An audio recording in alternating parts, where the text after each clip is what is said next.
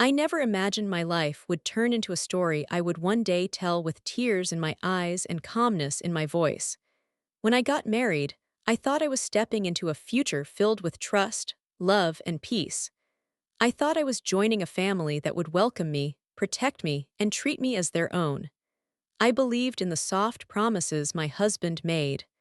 I believed in the gentle smile he carried on our wedding day. I believed in the warmth of a home I had never even stepped into. But I was wrong. Welcome to Stories by Amy.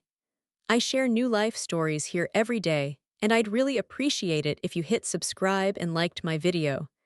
Now, let's jump back into my story. I'm sure you'll love it if you keep listening till the end. The first time I realized something was off was on the night I moved into my husband's house. I remember standing at the entrance, holding my small suitcase with both hands. My heart was full, my hopes were high, and my smile felt almost too wide.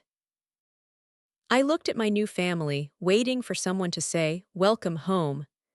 I waited for my mother-in-law to open her arms. I waited for my sister-in-law to pull me inside with excitement. I waited for my husband to stand beside me proudly as if he was happy I was finally there, but instead an odd silence filled the room. My mother-in-law's eyes scanned me from head to toe, not with affection, not with interest, but with quiet judgment. She didn't smile. She didn't nod. She didn't speak. And in that moment, a tiny voice inside me whispered, "Something is not right." Still, I tried to push that thought away. I told myself it was just the nerves of a first meeting. I told myself families take time to bond.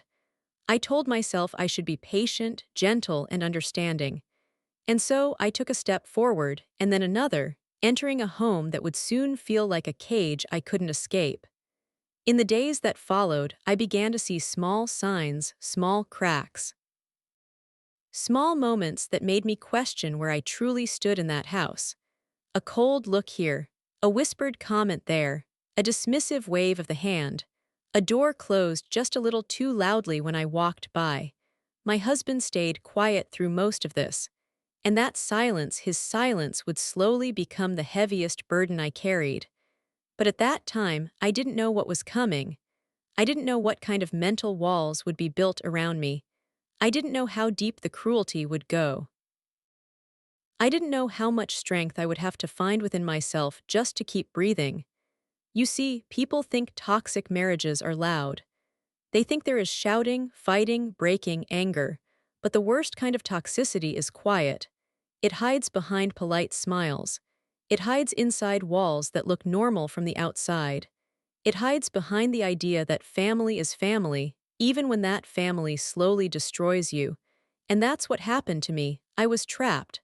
Not by locks, not by chains, but by expectations, emotional pressure, and a constant fear that if I spoke up, everything would get even worse. There were nights when I sat alone on the edge of the bed, looking at the window, wondering if life would ever feel normal again. I would hear the quiet laughter of my in-laws downstairs, as if the whole house belonged to them and I was just a shadow living in the corners. I would hear them speak about me, thinking I couldn't hear.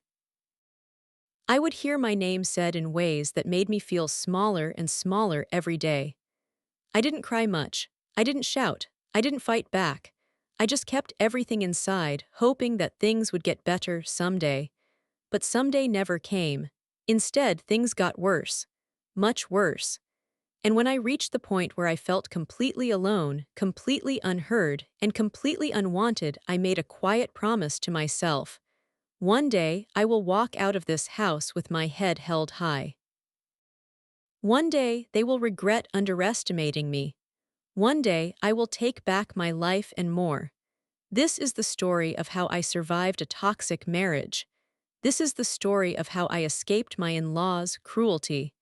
And this is the story of the calm, clever, emotional payback they never saw coming. If I close my eyes now and think back to the early days of my marriage, I can still feel the quiet hope I carried inside me. I wanted everything to work. I wanted to be the kind of daughter-in-law who brought peace into the home. I wanted my husband's family to feel proud of me. And most of all, I wanted to build a marriage that felt calm, gentle, and full of respect. Before the wedding, my husband had been soft-spoken and thoughtful. He used to call me every evening. He would ask about my day, tell me small stories about his work, and laugh shyly when I teased him. He never raised his voice. He never pressured me. He always spoke with care. I thought I knew him. I thought I understood the kind of family he belonged to. But the truth was, I only knew the part he chose to show me. When we got married, my family was happy. My parents believed I had married into a stable, respectful home. They believed I would be taken care of. My mother hugged me tightly on the wedding night and whispered, "Just keep your heart pure and everything will be fine." I believed her. I wanted to believe her. I wanted a peaceful life. And for the first week after the wedding, I tried my best to fit into my new home. I woke up early, even though no one asked me to. I helped in the kitchen. I cleaned small corners of the house. I tried talking to my sister-in-law, but she mostly stayed distant, scrolling on her phone or giggling with her mother. I tried bonding with my mother-in-law, but she only responded with short sentences, as if each word she gave me came at a cost. My husband, meanwhile, spent most of his time outside the house. He said it was because of work. Long hours, meetings, deadlines. I accepted that. I told myself work was important. I told myself this was normal. But a quiet part of me felt uneasy, because whenever he was home, he was strangely quiet, as if he didn't want to get involved in anything happening around us. There were small things that made my stomach twist. At breakfast, for example, my mother-in-law would comment on the size of the teacup I used. "We don't drink tea in such large cups here," she'd say with a smile that wasn't really a smile. Or how she would take the plate I washed and wash it again, right in front of me, pretending she just wanted to make sure it was clean. These things look small, but when they happen every day, they slowly pierce your confidence. I remember one evening when I tried to sit with the family in the living room. My husband was on his phone. My mother-in-law and sister-in-law were watching a drama on the TV. I sat quietly, hoping someone would talk to me, ask me something, anything. But for an entire hour, not a single word was directed toward me. It was as if I was invisible. Still, I didn't complain. Not to my husband, not to my parents, not to myself. I told myself it was just an adjustment phase and I had to be patient. But the truth was, I was slowly shrinking inside. Before marriage, he used to check on me, call me, send long messages. After marriage, he barely spoke. I would sit next to him at night and ask gentle questions. "How was work today?" "It was fine," he would answer without looking up. "Did anything interesting happen?" "No, nothing." "Are you tired?" "Yeah," and that was it. He wasn't cruel. He wasn't rude, but he was emotionally absent. His silence felt heavier than anger. It felt like he was holding something back, or maybe he was simply not invested anymore. At first, I blamed myself. Maybe I wasn't trying enough. Maybe I needed to do more. Maybe I needed to make him feel like the home was peaceful, so I tried harder. I cooked dishes he liked. I dressed the way he preferred. I waited for him when he returned late at night, keeping dinner warm. I watched his face carefully, hoping for a small smile, a small spark of affection. But day after day, the distance between us grew. Not with shouting, not with fights, just silence, a silence that pushed me farther away until I couldn't remember the last time he held my hand or looked at me with warmth. My mother-in-law had a way of saying things that didn't sound rude at first but carried a sharp edge underneath. She would walk into the kitchen while I was cooking and stand behind me quietly. Then she would say softly, "We don't usually use this much oil here.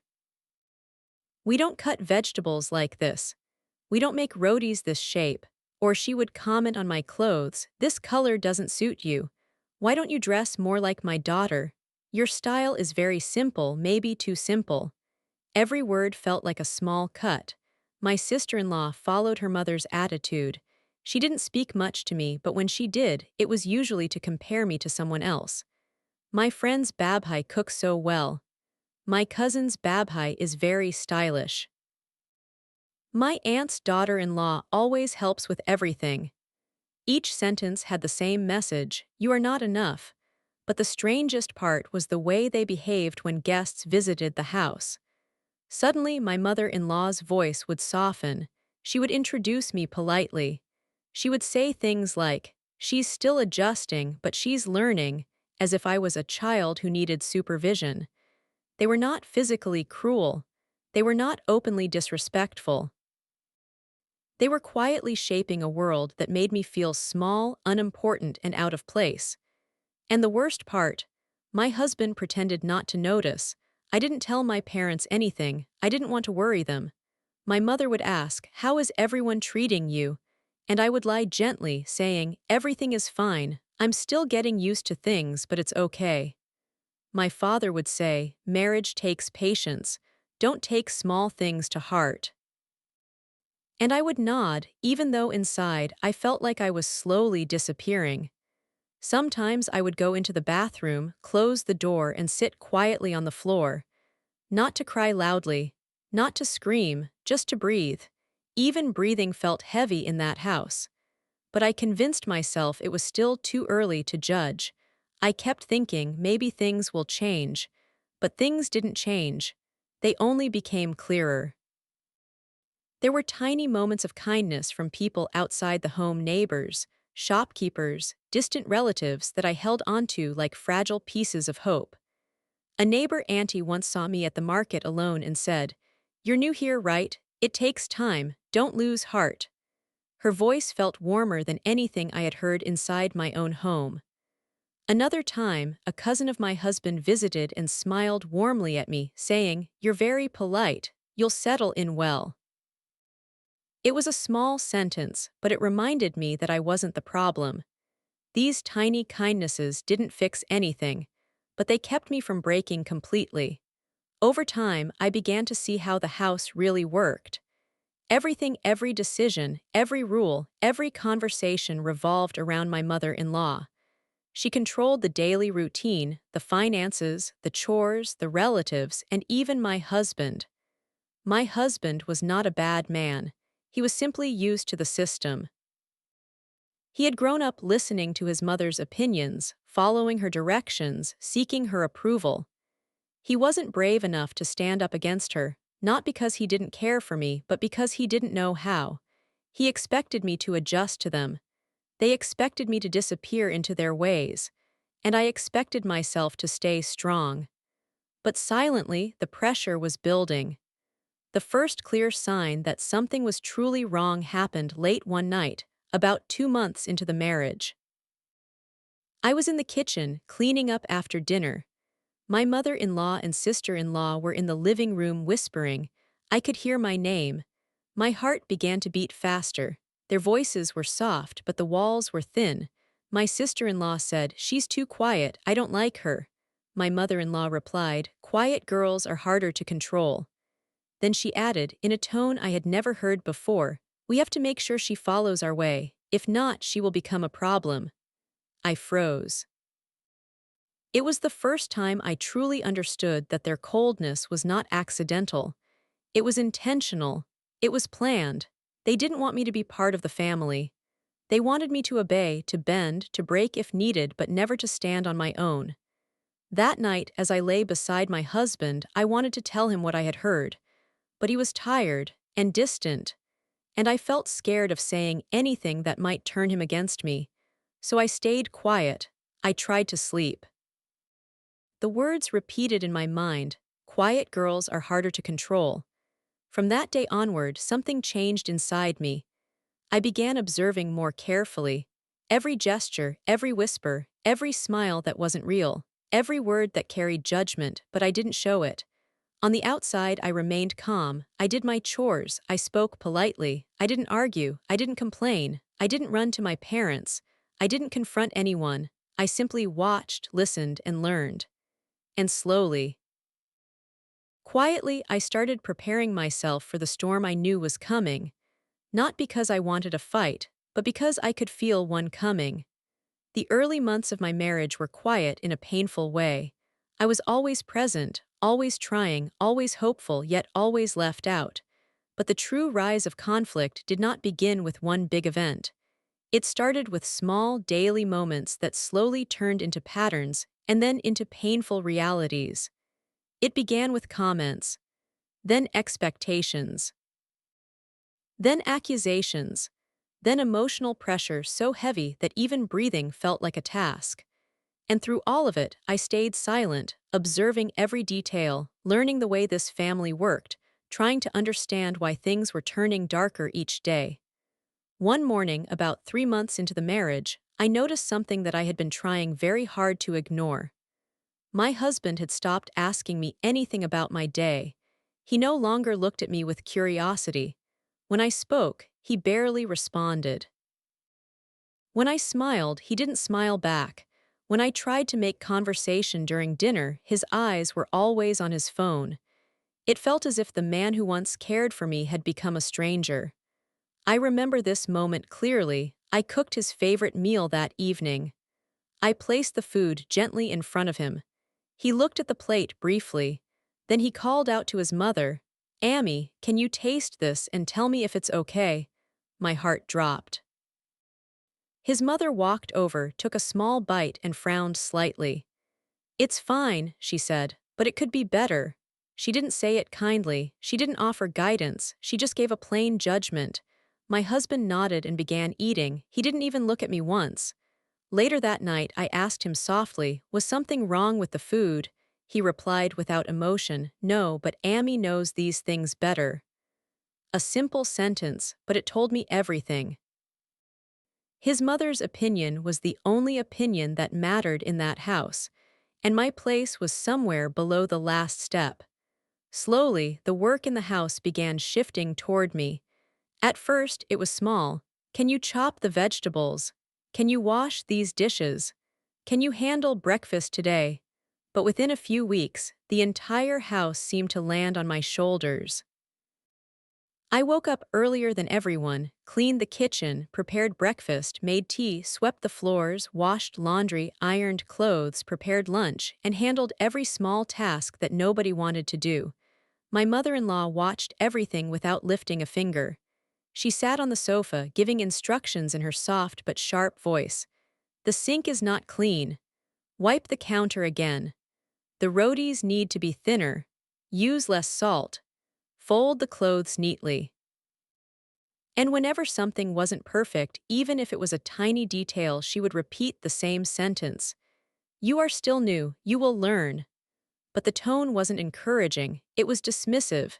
It was a reminder that in her eyes I had no value. My sister-in-law, meanwhile, did nothing at all. She stayed in her room, scrolling on her phone, chatting with friends, taking naps. If I ever asked for help, she would say, "I'm busy," without even looking up. Sometimes she would deliberately leave a mess behind just so I had something extra to clean. There were moments when I felt like a servant in my own home. But the worst part wasn't the work. It was knowing that no matter how hard I worked, I would never earn their respect. They controlled everything, even the smallest things. One afternoon, I needed to buy some basic items for the kitchen. I asked my husband if I could have some money. He said he would send it soon. But he didn't. Later that day, my mother-in-law walked in and said, "If you need something, ask me. I manage the finances here." I felt embarrassed but nodded. "I just need a few items for cooking." She raised her eyebrows. "Write it down." I wrote a small list: salt, cooking oil, spices, and some vegetables. She looked at the list and said, "This is too much. You need to learn how to manage. Don't waste money." I felt a sting in my chest. It wasn't about the money. It was the control, the way she said, "My home, my kitchen, my rules." There was no space for me to exist independently. When she gave me the money, it was exact down to the last coin. No freedom, no trust. I understood then that I was not just being controlled emotionally.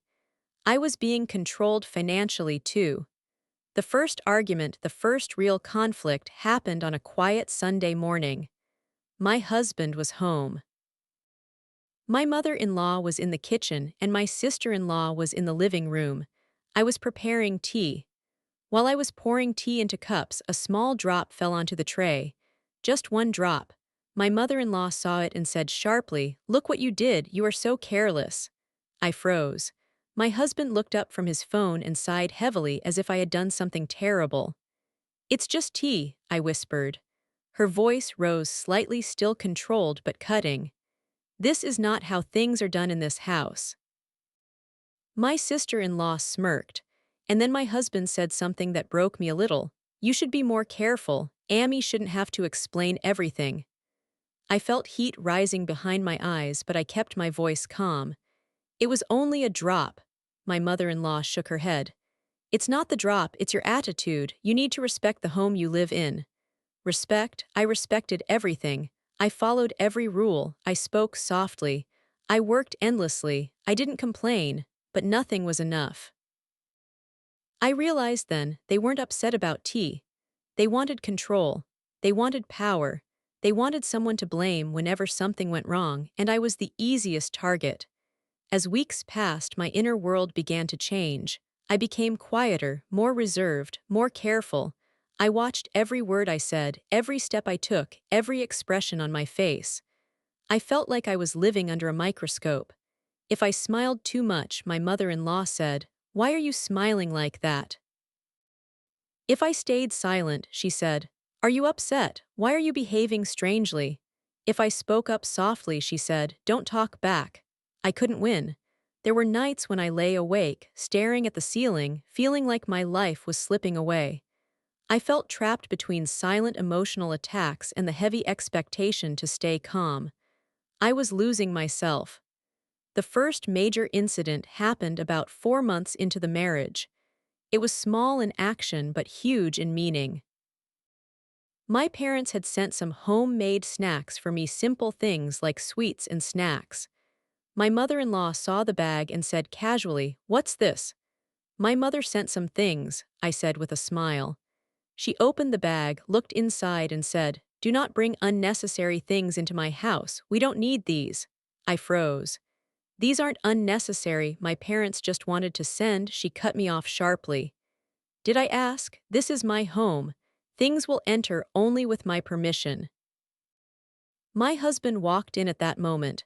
I looked at him, hoping for support. He said nothing. He didn't defend me. He didn't say the snacks were okay. He didn't tell his mother she was being harsh. He simply walked past me as if nothing happened. My mother-in-law then took the bag and placed it on a high shelf out of my reach. "You can eat these when I say so." A simple bag of snacks. But a powerful message: your parents do not matter here. Your feelings do not matter here. You do not matter here. That night, I cried silently in the bathroom, not loudly, not dramatically, just quietly letting tears fall without making a sound. It was the first time I allowed myself to feel the full weight of the pain inside me. One afternoon, I overheard my mother-in-law speaking on the phone. She didn't know I was passing by. She said, "She is not adjusting. She is very stubborn. She doesn't listen. She thinks she knows everything." My heart sank. I wanted to scream, "That isn't true." But I stayed silent. A few days later, my husband's aunt visited. She looked at me and said, "I heard you're a little difficult. Don't worry, it takes time." I felt the floor beneath me shake. They were building a story about me, one that wasn't true, and spreading it among relatives. A story where I was the problem, the outsider, the difficult one. I felt helpless. But I also felt something else for the first time, something small, quiet, but powerful, the beginning of resistance. As the pressure grew, so did their manipulation. If I forgot something small, my mother-in-law would say, "You are careless." If I tried to explain myself, she would say, "Don't twist words, you're being dramatic." If I looked sad, they said, "You are too emotional, stop overreacting." If I looked tired, they said, "Marriage is not easy, don't behave like a victim." No matter what I did, the blame always came to me. My husband's behavior slowly changed too. He began repeating things his mother said. He began believing her version of events instead of mine.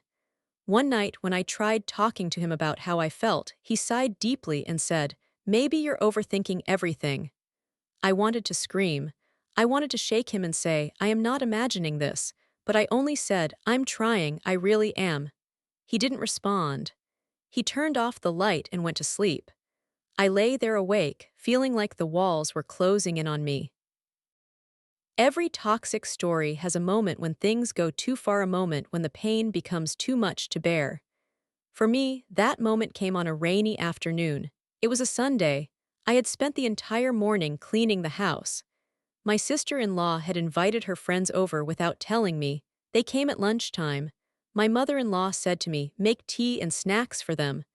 I was already exhausted, but I stayed silent and followed her instructions. I made tea. I cooked snacks. I served everything with a polite smile. One of the girls said, "Your Babhai is so quiet." My sister-in-law laughed loudly. "She is always like this. She doesn't talk much. Maybe she's not happy here." They laughed. My heart cracked. After they left, my mother-in-law walked into the kitchen and said bluntly, "They think you are strange, and honestly, I agree." I swallowed hard. I didn't do anything wrong. She stepped closer and said, "Everything you do is wrong. You don't fit into our family. You don't follow our ways. You don't know how to behave." I stood frozen, holding a wet plate in my hand. Then she said something that shook me deeply. "I made a mistake choosing you." I felt the air leave my chest. Before I could respond, she added, "But it's too late now, so you need to adjust. If you don't, you will only make life harder for yourself." It was not advice. It was a threat. When my husband came home, she told him, "She didn't treat our guests properly. She embarrassed us." He looked at me with disappointment without asking my side, without questioning his mother. I whispered, "That's not what happened." He shook his head. "Why are you always at the center of problems?" And that was the moment, the exact moment, something inside me shattered, not loudly, not dramatically, quietly, deeply, silently. Something broke that would never heal the same way again. But in that brokenness, something new was born, a quiet strength, and a quiet plan. The rest of the evening moved strangely, like time was dragging its feet, as if the universe knew that something inside me had shifted and didn't want to rush the moment. I walked through the house quietly, touching the back of chairs, the corners of tables, the familiar surfaces that had once made me feel safe. But now, everything felt different, heavier. It's strange how a home can stay the same, yet your heart feels like it doesn't belong there anymore. I found myself sitting near the window, watching the faint streetlights flicker as the neighborhood settled into silence. Cars stopped passing, children stopped playing, even the wind felt quiet. And in that quietness, my mind grew louder. Maybe I had ignored too many signs. Maybe I had trusted too quickly. Maybe I had been trying to build a life with someone who was only pretending to build one with me. These thoughts didn't come like sudden lightning, they came slowly, gently, like the painful truth finally growing tired of knocking and deciding to let itself in. I pulled my knees close and wrapped my arms around them, searching for comfort in the only place I could still control my own embrace. I didn't want to cry again. I had cried enough recently, more than I ever thought I was capable of. Very few people understand that tears don't fall because you're weak, they fall because you were too strong for too long. And I had been too strong, too forgiving, too hopeful. Minutes passed, maybe hours, I didn't know. All I knew was that a part of me felt numb and another part felt painfully awake. That's when my phone buzzed again. A single notification, a name I didn't expect, and a message that made my chest tight. "Are you okay? I noticed you left earlier, I'm worried." It wasn't from him. It was from the one person who had watched everything more closely than I realized. Someone who had seen the strain in my smile long before I admitted it to myself. I stared at the message for a long time, my fingers hovering above the screen. I didn't know what to reply. I didn't even know how I was feeling. But the concern in that message felt different, sincere, not the empty concern someone gives you out of obligation. This one was warm like a hand gently placed on your shoulder, asking if you need a moment. I typed only 2 words before deleting them, then typed again, deleted again. Eventually, I wrote, "I'm not okay, but I don't know how to explain it." And for the first time in a long time, I meant every word. His reply came instantly, like he had been waiting with the phone in his hand. "You don't have to explain, just talk. Tell me whatever you want to." For a moment, I hesitated. Talking felt like opening a wound. But silence was hurting me too, maybe even more, so I let myself type. Not everything, not the darkest parts, but enough. Enough to let someone see the weight I was carrying. As the words left me, something shifted inside my chest. I didn't feel lighter yet, but I felt understood, and that was a start. When I finally stopped typing, he didn't send a long speech. He didn't lecture me or tell me what I should do. He simply sent one sentence. "You didn't deserve any of this." It was such a simple sentence, but it cracked something deep inside me. Because a part of me had started believing I did deserve it, that maybe something was wrong with me, maybe I expected too much, maybe I wasn't enough. But hearing those words from someone who had nothing to gain, someone who wasn't trying to manipulate me, someone who simply cared, that felt different. It felt honest. I closed my eyes and took the deepest breath I had taken all day. The night grew quieter. The darkness didn't feel as heavy anymore. And for the first time in weeks, I didn't feel completely alone. But the silence that followed wasn't empty, it was reflective. My mind began replaying everything from the beginning, the way things changed, the things I ignored, the excuses I made. I remembered the first moment I felt something was wrong, the day the warmth in his voice turned cold, the evening he made me feel like I was asking too much for wanting basic respect. I had brushed it off. I had convinced myself that relationships go through phases, that maybe I was just overthinking. But the truth is my instincts had whispered long before my heart accepted it. And that realization hurt, because it meant the person I trusted most had slowly taught me to doubt myself. I rested my forehead on the cool glass of the window, feeling the faint vibrations of the outside world, cars somewhere far away, air humming through the night, distant footsteps. Life was moving, but I felt frozen in place. After a few minutes, I started typing again, not to him, not to anyone else, but in the Notes app on my phone. Words I had been swallowing for too long started pouring out. "I'm tired of pretending. I'm tired of begging for sincerity. I'm tired of holding a relationship together with hands that are bleeding from trying too hard." I didn't plan to write it, but writing it made me realize how long I had been holding on to something that wasn't holding me back. I looked around the room, the quiet lamp, the picture frames, the familiar walls, and I suddenly understood something deep and painful. I was losing myself inside a relationship that wasn't giving anything back. And the scariest part wasn't losing the relationship. It was losing me. I leaned back and exhaled, a long, heavy breath that felt like letting go of things I had buried for months. The air felt different after that, a little clearer, a little freer. My phone buzzed again. "I don't know what you're going through, but please remember one thing: the right person will never make you question your own worth." I read that message 3 times, 4 times, maybe more, because somewhere deep inside I needed to hear it. Not because his words were magical, not because he was trying to impress me, but because they were true. I put the phone down and finally stood up. My legs felt heavy at first, but each step felt like reclaiming a part of myself, one slow, quiet step at a time.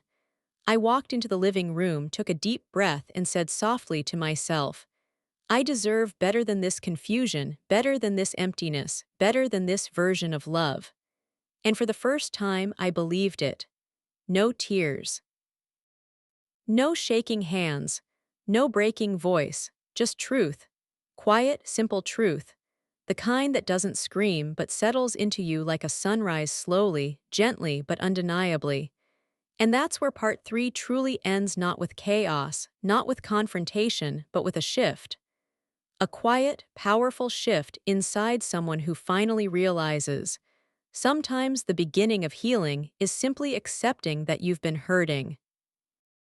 The next morning felt different, not because anything dramatic happened, but because nothing did. No loud arguments, no accusations, no unexpected messages from him, just silence.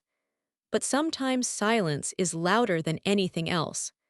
I woke up early, long before the sun, as if my mind knew there was something waiting to be faced. The room was dim, a soft gray light barely pushing through the curtains. I sat up slowly, feeling the lingering heaviness of last night, mixed with something new, something I hadn't felt in a long time. Clarity. Not confidence yet, not strength yet, but clarity. It felt like standing on the edge of something big without knowing whether the next step will hurt or heal. But I knew one thing for sure. I couldn't continue living in a home where I felt like a stranger to myself. I walked into the kitchen and made tea, watching the steam rise from the cup. Even that looked peaceful, more peaceful than I felt. I held the cup with both hands, grounding myself, letting the warmth reach my chest.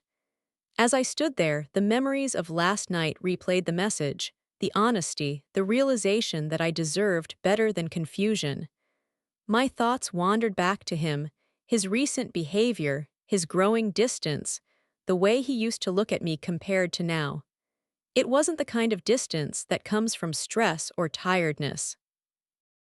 It was the kind that grows when someone stops caring. But the most painful part wasn't losing his attention. It was losing myself trying to earn it back. I sat by the window again, like the night before. The early sky was turning purple and the streetlights were flickering off one by one. A new day was beginning, and with it, a new truth. I had been holding on to a version of him that didn't exist anymore. Maybe never existed. That thought hurt more than anything. It was strange, though there was no anger in me, only exhaustion, and a quiet acceptance that felt both painful and necessary. As the sky brightened, I heard light footsteps behind me. I froze for a moment. I didn't expect him to be awake so early, but maybe this was the moment. Maybe today was the day everything finally comes into the open. He walked past me without saying a word, not even glancing in my direction. Straight to the kitchen. Cupboard, mug, coffee machine. His routine, flawless, emotionless, mechanical. That alone said so much. I watched him silently, waiting, hoping he'd say something, anything. A good morning that wasn't cold. A question about how I slept. A single sign that I still mattered to him, but nothing came. He didn't even look back. For a moment, something inside me broke a little more, but right behind that break, something else strengthened. I stood up and walked to the kitchen. He finally looked up, just once, but with the same indifferent expression I had been seeing for weeks. "Everything okay?" I asked softly. A simple question, a simple test. He shrugged.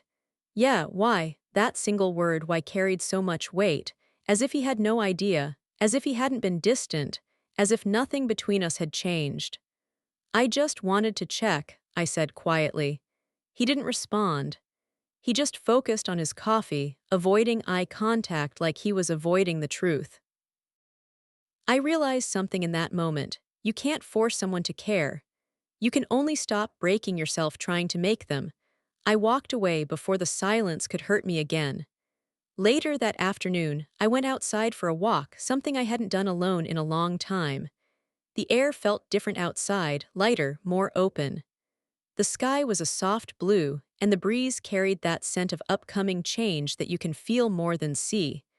I walked slowly, not in any direction, just away. Away from the walls that had been swallowing me, away from the quiet treatment that had turned into normal, away from the feeling that I needed to earn love that should have been given freely. Halfway through the walk, my phone buzzed. A message. I froze for a second, wondering if it was him, but it was. "I hope you're okay today. I know nights like that don't disappear in the morning." It was him, the one who had messaged me last night. The one who seemed to see through my silence more clearly than the person who lived with me. I should have ignored the message. I should have stayed distant. People would say it was inappropriate, but sincerity is rare, and when you're drowning, even a gentle voice feels like rescue. I wrote back, "I'm trying, that's all I can say right now." His reply came seconds later. "Trying is enough, just don't lose yourself while trying to save everything else." Those words stayed with me long after I put the phone away. They echoed in my chest with a truth I hadn't allowed myself to feel. Maybe I was losing myself. Maybe I already had. I walked back home slowly, preparing myself for whatever mood he would be in. Sometimes he was calm, sometimes irritable, sometimes completely distant, but today felt unpredictable. When I entered the house, it was unusually quiet.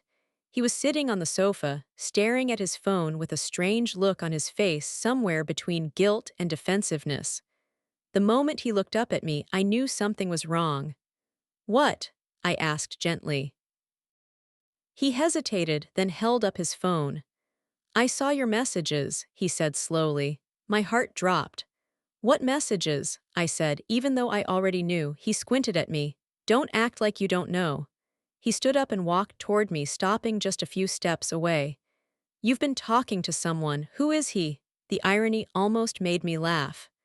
The man who had been growing distant for weeks suddenly cared, not because he cared about me, but because his ego got bruised.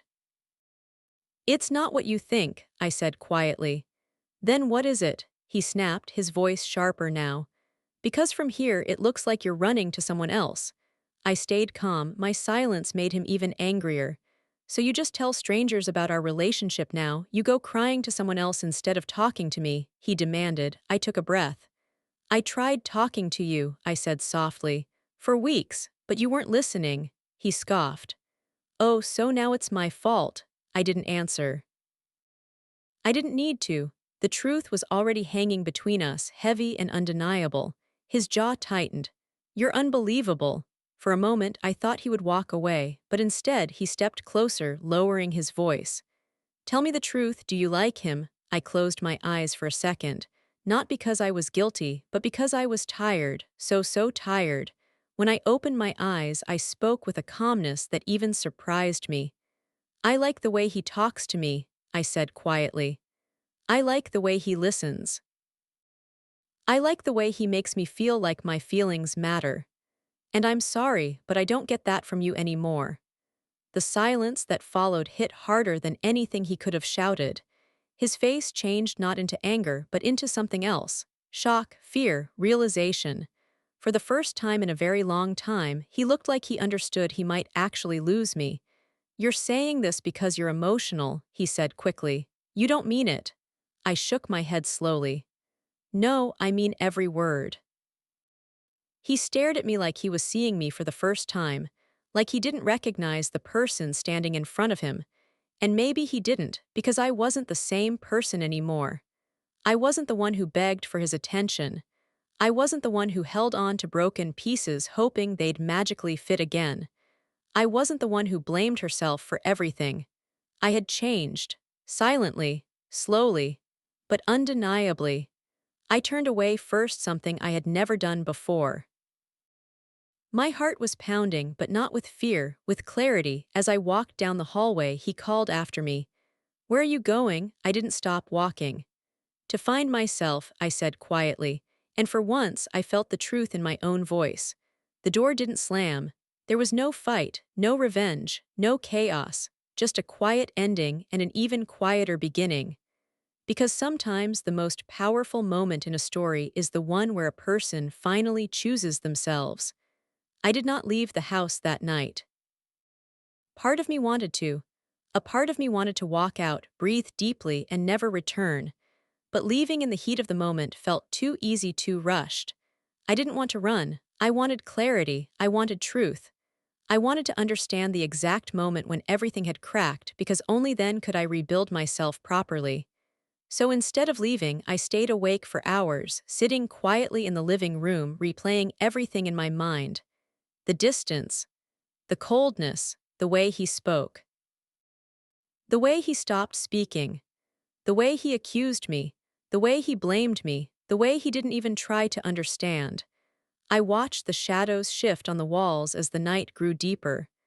I listened to the ticking of the clock, each second reminding me of how long I had been holding on to this version of my marriage. I wondered how much longer I could keep pretending that things were normal. When the clock struck 3 a.m., I was still there, still awake, staring at nothing and everything at the same time. That was when the door to our bedroom opened. He walked out slowly, rubbing his eyes as if he had just woken from a heavy sleep or from a dream he didn't want to end. He looked around until his eyes found me sitting on the sofa. "You're still up?" he asked softly. "I couldn't sleep." He nodded, hesitating for a moment before walking closer. He sat down in the armchair across from me, not beside me. The distance between us felt like a wide, invisible river neither of us wanted to cross anymore. "Can we talk?" he asked. I nodded silently. "I'm sorry," he said. "I shouldn't have reacted like that earlier." His voice was flat but not cold, just tired, like he was repeating something he felt he was supposed to say, not something he truly believed. "It's not just about the message," he continued. I haven't been myself lately. I've been stressed." I stared at him quietly. I knew this explanation. I had heard it many times before in different words for different situations. Stress, work, responsibility, pressure. Stress explains distance. Stress explains silence. Stress explains coldness, but stress doesn't explain disrespect or neglect or blaming someone who is already hurting. "What are you stressed about?" I asked. He sighed. "Everything." That was his answer. Everything. He didn't elaborate. He didn't open up. He didn't share. He didn't try. He just left it hanging in the air like a curtain between us. I waited for him to say more, but he didn't. After a moment, he leaned back and stared at the ceiling. "I don't know how to fix things right now," he said quietly. "Maybe we just need time. Time, always time, but time can only heal wounds that someone is trying to heal. Time doesn't fix things people aren't willing to mend." Still, I nodded. "Okay, if time is what you need, then we can give it. But we also need honesty." He looked at me for a long moment. His eyes held a mixture of hesitation and guilt. "I haven't done anything wrong," he said quickly. "There's nothing going on." He said it too fast, too sharply, too defensively, and that reaction told me everything he wasn't saying.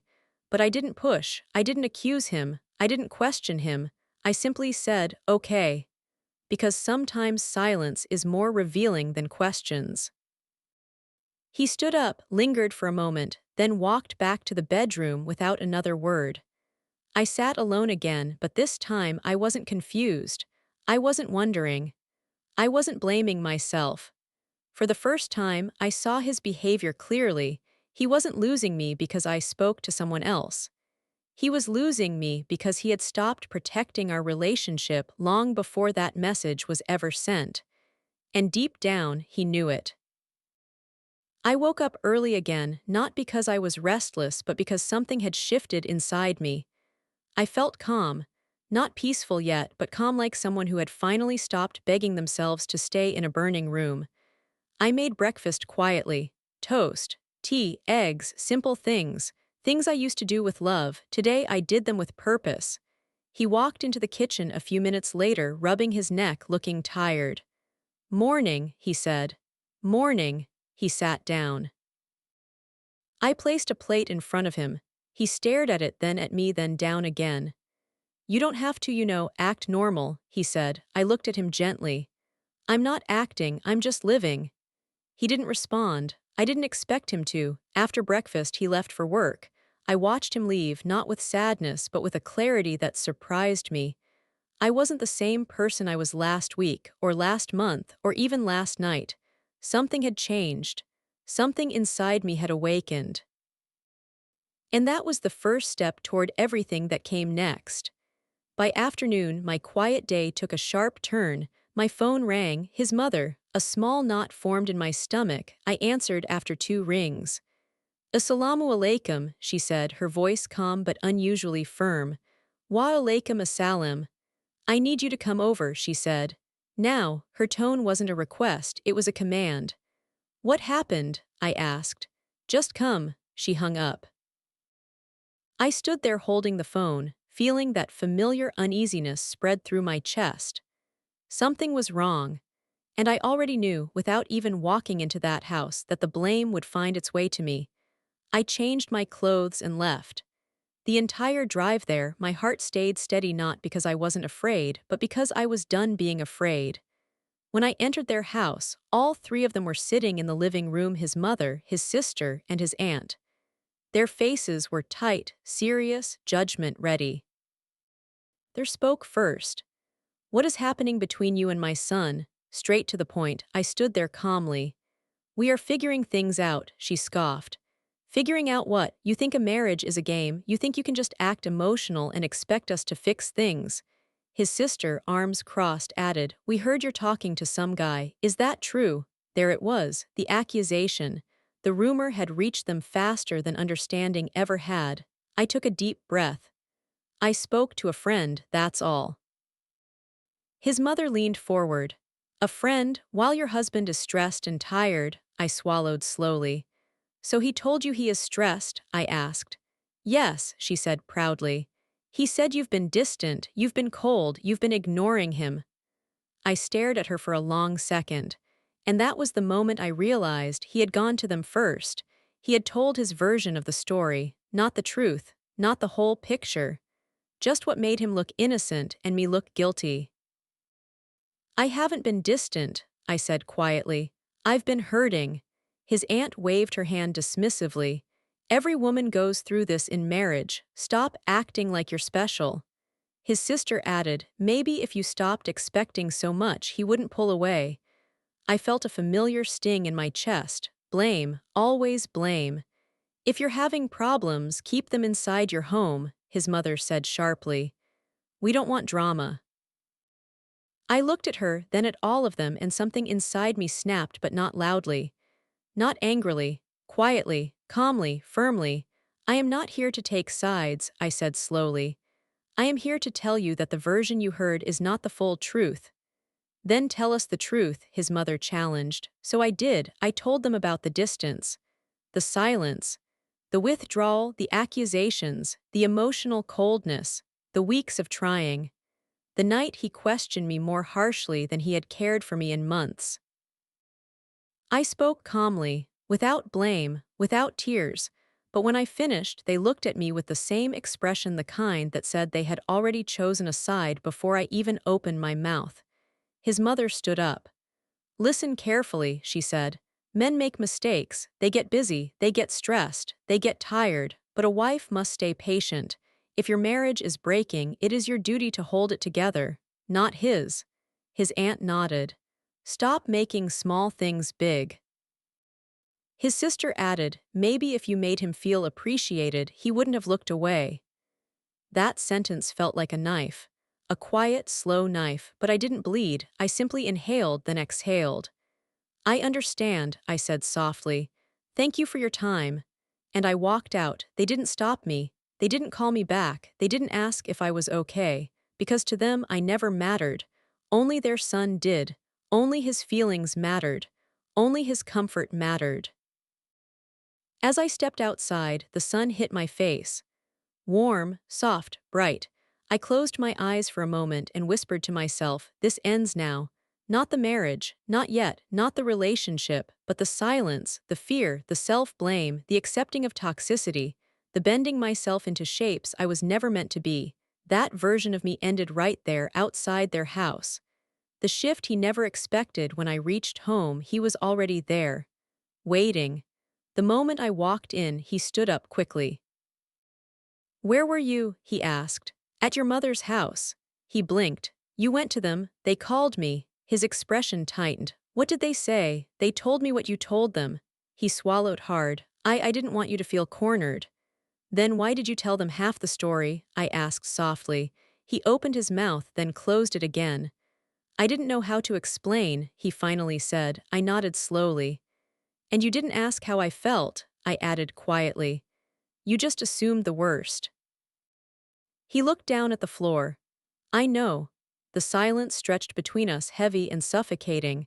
But this time I didn't feel it. He did. Do you still want this marriage? He asked suddenly. I looked at him, really looked at him, at his tired eyes, at his anxious hands, at the cracks in him that he always tried to hide. I want peace, I said softly. If this marriage can hold peace, then yes. If it can't, then we need to be honest with each other. He stared at me, his expression unreadable. For a moment, I thought he would say something meaningful, something raw, something true. Instead, he whispered, I don't want to lose you. My heart softened for a moment, not because of his words, but because I could hear the fear behind them. But fear isn't the same as love, and wanting someone out of fear isn't the same as wanting them out of care. So I didn't respond with comfort, I responded with truth. Then you have to stop losing yourself, I said gently. Because you're losing us in the process. He didn't say anything, he didn't argue, he didn't deny. He just sat down slowly as if the weight of everything finally settled on his shoulders. For the first time in months, the silence between us wasn't cold. It was honest, it was necessary. It was the beginning of something new, not reconciliation, not forgiveness, not healing, but awakening.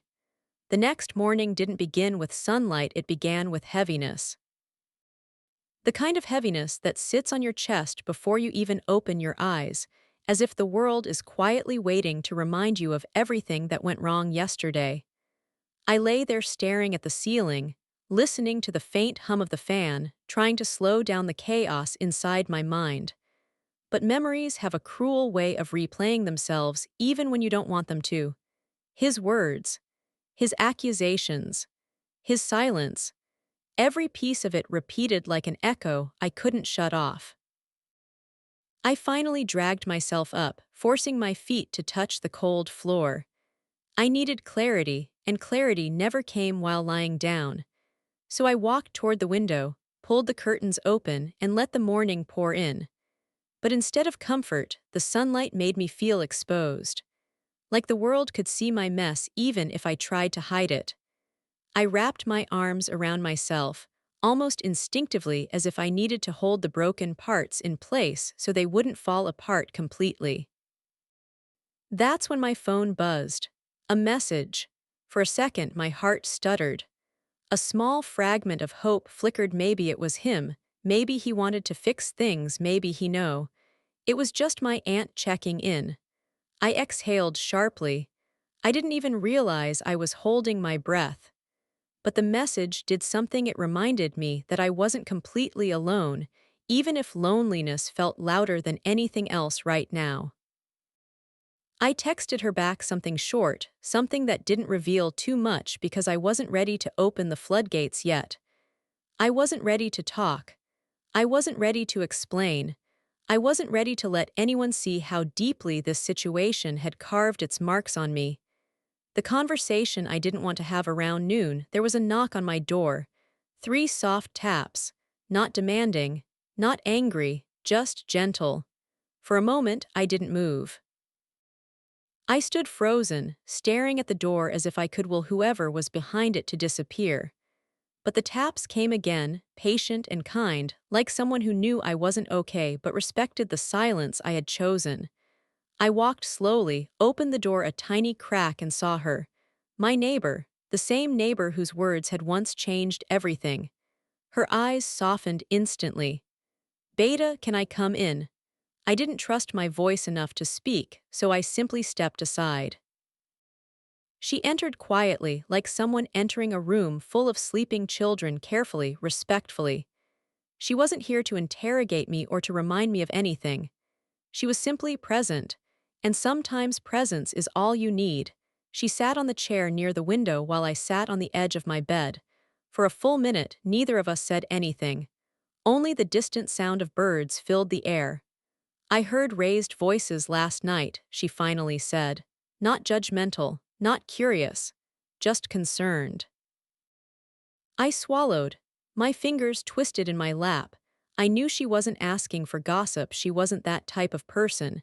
She genuinely cared. And I had been holding everything in for too long.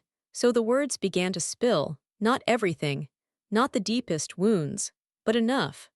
Enough for her to understand that something inside me had cracked. Enough for her to see that I was tired of justifying myself, tired of being misunderstood, tired of fighting battles that never seemed to end. When I finished, she didn't tell me what I should have done. She didn't say, "You're right," or "You're wrong." She simply looked at me with eyes full of empathy. "You know," she said softly, "sometimes the person who hurts you isn't evil.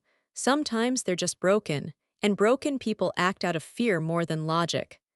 I blinked away the burning in my eyes. She reached out, her hand warm on mine. "But Beta, no matter how broken someone is, it doesn't mean you have to break with them." Her words sank deep into me, not sharp like a knife, gentle like medicine, painful but healing.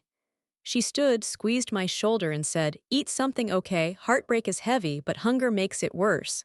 I nodded. She left, but her presence lingered.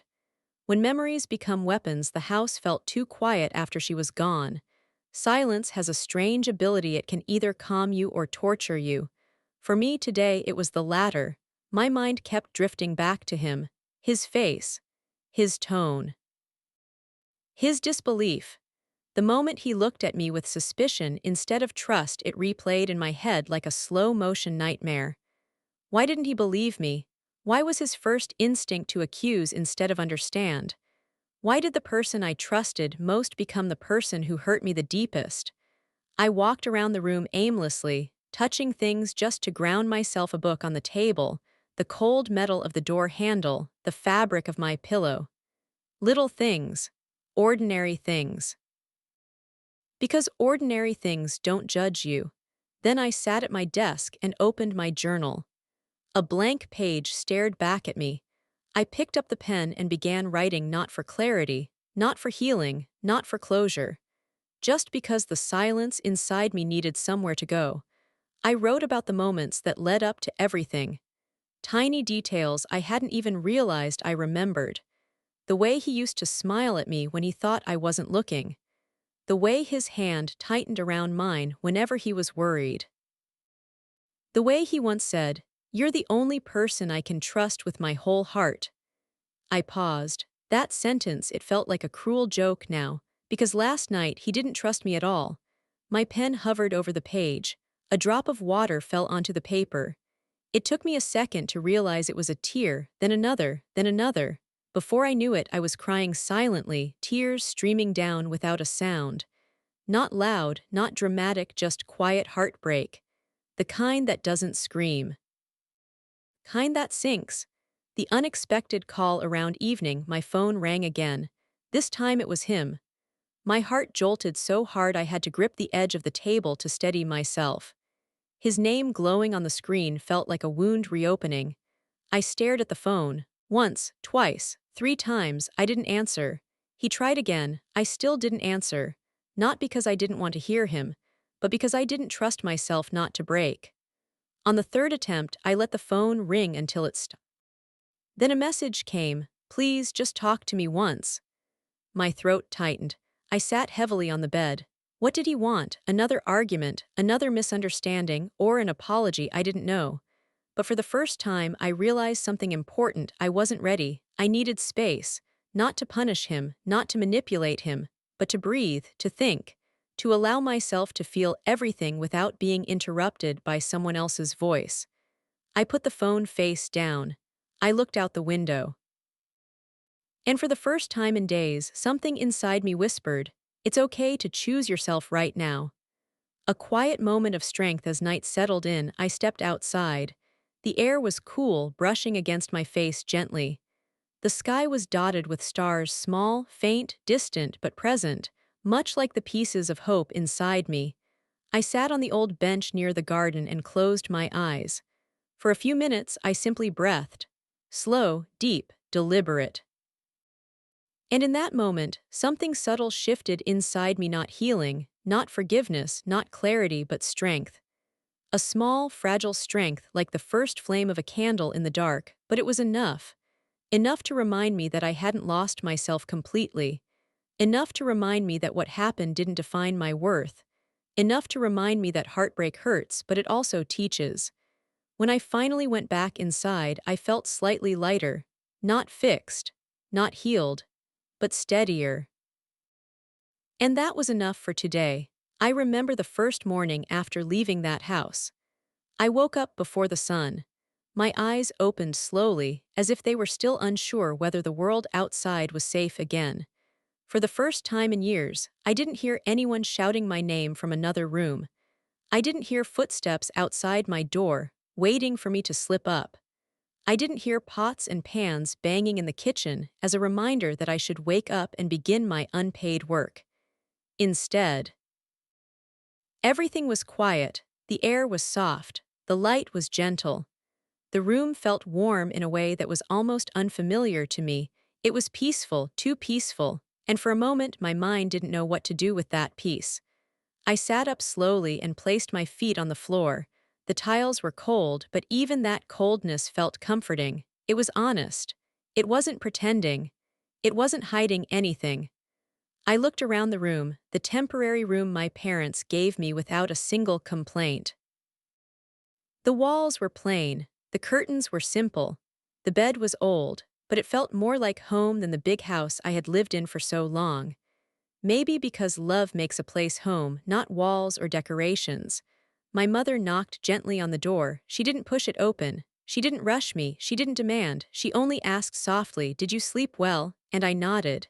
It was the first real nod of honesty I had given in months. She smiled and walked away. That moment stayed with me. A person who truly loves you never forces you. They wait. They stand nearby.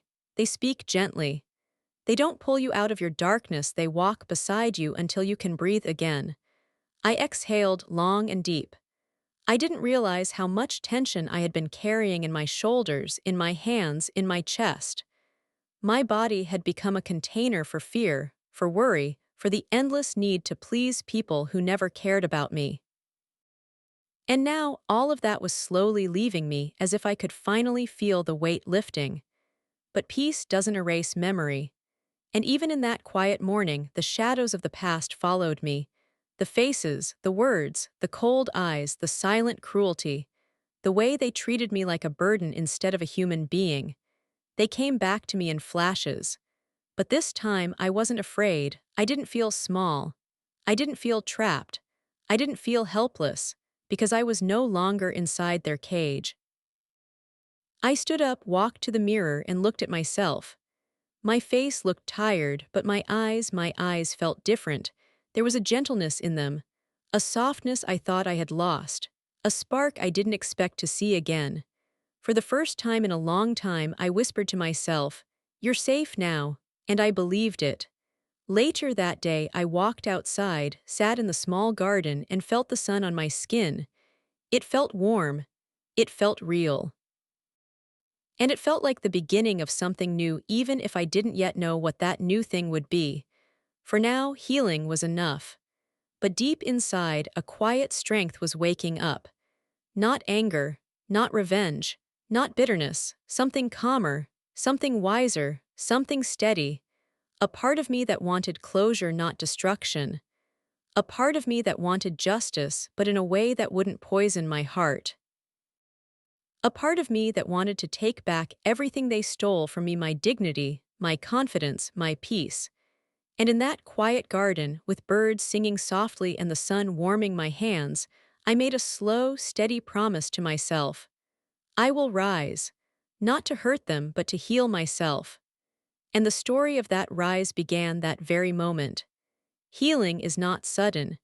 It doesn't arrive all at once like a gift someone leaves on your doorstep. Healing comes slowly, like water filling small cracks, like sunlight creeping through curtains, like a seed pushing through soil one quiet millimeter at a time. And that's how it happened for me. In the first week after leaving, everything felt strange. Freedom can feel unfamiliar when you've lived inside emotional walls for too long.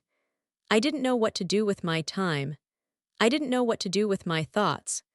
I didn't know how to stop expecting someone to call my name with impatience. But slowly, gentle things began to happen. I went for walks. Short at first, then longer. Each time I walked outside, I felt a piece of myself returning, a piece I hadn't even realized was missing. The sky felt wider, the air felt more open, the world felt less heavy. I spent more time with my mother. She didn't ask many questions. She didn't dig into my pain. She didn't force me to talk. She just sat with me, sometimes in silence, sometimes telling me simple stories, sometimes holding my hand the way she used to when I was a child. Those moments softened me. They reminded me I wasn't broken, just tired. They reminded me I wasn't weak, just hurt. They reminded me that love doesn't disappear, it waits. I also began journaling. I didn't write anything poetic or dramatic. I wrote small things. Simple lines like, "I felt calm today. I slept better." I didn't think about them as much. These tiny notes became small steps toward rebuilding myself, and then something unexpected happened. I found myself helping my father in his small shop. At first, it was just to pass time. But soon I realized how much the routine helped me, the interactions with kind customers, the simple conversations, the quiet moments of folding boxes or arranging shelves. For the first time in years, I felt useful, not used. My father never treated me like a burden. Not once. Instead, he would say gently, "You make the place brighter." And even though it was a small sentence, it carried so much healing that I felt it for days. My confidence returned slowly, not loudly, not dramatically, but quietly, like a soft breeze filling a room after a long winter. One day, while I was sitting alone, I asked myself a question I hadn't dared to ask before. What do I want next? Not what my in-laws wanted. Not what my husband wanted. Not what society expected, but me. And that question opened a new door. I began thinking about studying again. I had left my education unfinished because my in-laws insisted I should stay home and focus on the family. But now, that limitation no longer existed. For the first time in years, the path ahead of me wasn't blocked. Life was giving me a second chance, carefully, quietly, lovingly. And I was ready to take it. But healing also brings clarity, brings truth. It brings understanding. It shows you things you didn't see before. And when the clarity came, I finally understood something important. My in-laws didn't break me, I broke myself by giving them more power than they deserved. My husband didn't silence me, I silenced my own voice because I believed keeping peace was more important than keeping myself. And my pain didn't define me, my response to that pain did. Once I realized this, a new strength rose inside me. A calm strength. The kind that doesn't shout. The kind that doesn't seek revenge. The kind that seeks justice through truth, not anger. And that strength would lead me to the final part of my journey, the part where I would face them again. Not to return, not to argue, not to beg, but to close the chapter in a way they never expected. A month after I left, my husband called. I stared at the phone for a long time before answering, not out of fear but out of clarity. When I picked up, his voice was softer than I had ever heard it. "Can we talk?" he asked. I didn't say yes, I didn't say no, I simply said, "Talk." There was a short silence, a silence full of things he didn't know how to express. Then he said slowly, "I didn't know things would go this far." That sentence, it told me everything. He didn't say he was sorry. He didn't say he regretted anything. He didn't say he understood my pain. He only regretted that things had become inconvenient for him, and I felt nothing, no anger, no sadness, no longing, just clarity. I replied calmly, "Things didn't go far, things went exactly where they were always heading." He didn't have an answer. He asked me to come back, not because he cared, but because he didn't want people talking. He didn't want to face questions. He didn't want to deal with responsibilities alone. I took a breath. And one soft sentence left my mouth, a sentence I had been preparing inside my heart without even realizing. "I am not coming back." The silence on the other end was heavy, but inside me, everything felt light. He tried to convince me, tried to repeat the same promises he once used to charm me. but I had heard those lines too many times to believe them again. When he finally gave up trying to persuade me, he said one last thing in a low voice. My family won't like this. And I answered calmly, your family never liked anything I did. And with that, the final thread between us fell apart, but the story didn't end there. A week later, I received a call from a relative telling me that my in-laws had started spreading lies about me. They claimed I had left because I wanted freedom. They claimed I had disrespected their family. They claimed I never adjusted. Old me would have cried. Old me would have tried to defend myself. Old me would have begged people to believe the truth. But new me was different. I didn't run. I didn't hide. I didn't fear. Instead, I did something they never expected. I filed a calm, detailed, well-documented report not against them as people, but against their actions, emotional abuse, financial control, confinement, psychological pressure, all with evidence I had quietly collected over time. My in-laws, who had always acted powerful, suddenly became silent. Their lies collapsed under the weight of truth. Their pride fell apart in front of facts. Their confidence cracked when people saw their real faces, and I didn't have to raise my voice. I didn't have to fight loudly. I didn't have to argue. I let truth speak. And truth is louder than any shouting.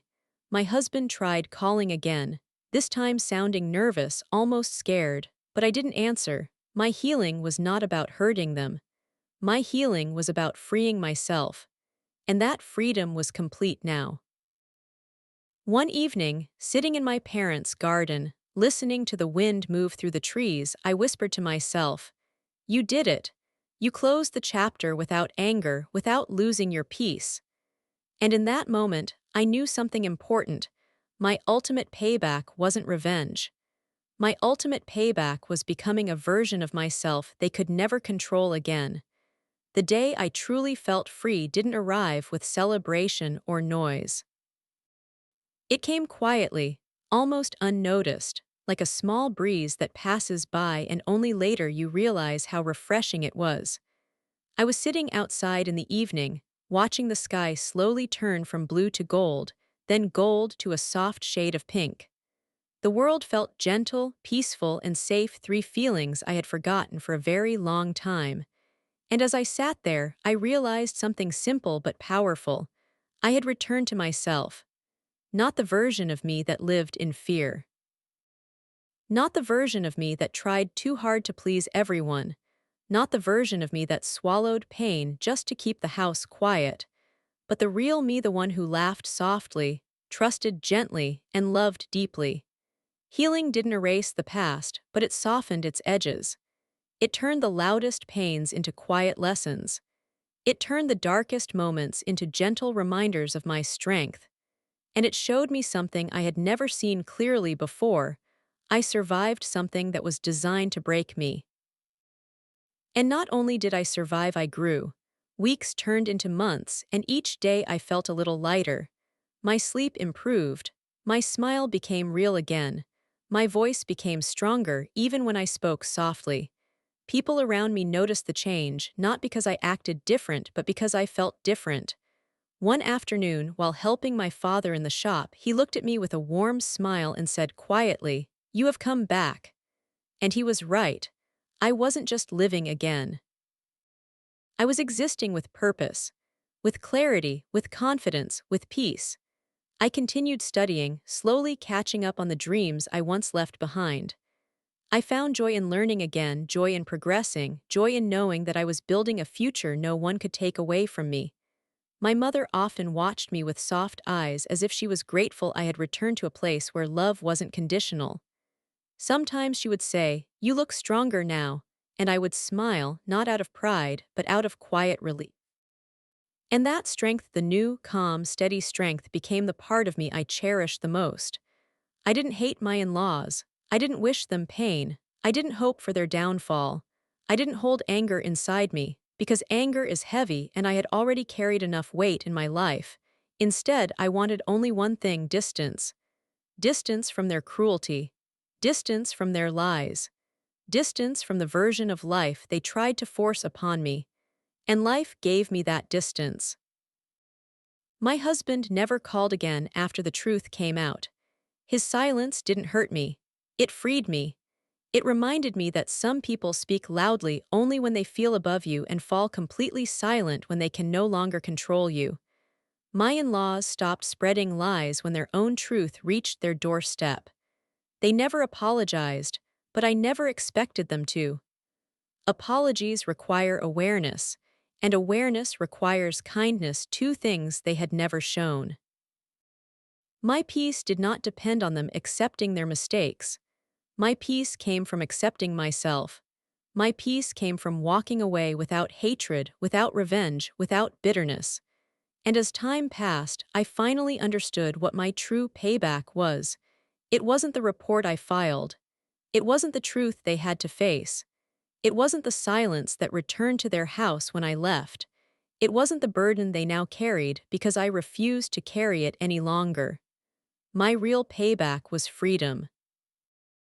My real payback was growth. My real payback was happiness they could no longer touch. My real payback was the life I built far away from them, a life of softness, safety, and self-respect. Sometimes I walk past a mirror now and pause for a moment. I don't look at my reflection to check my face or my clothes. I look into my eyes. They are calm now, clear, bright, and full of a quiet strength that cannot be taken away.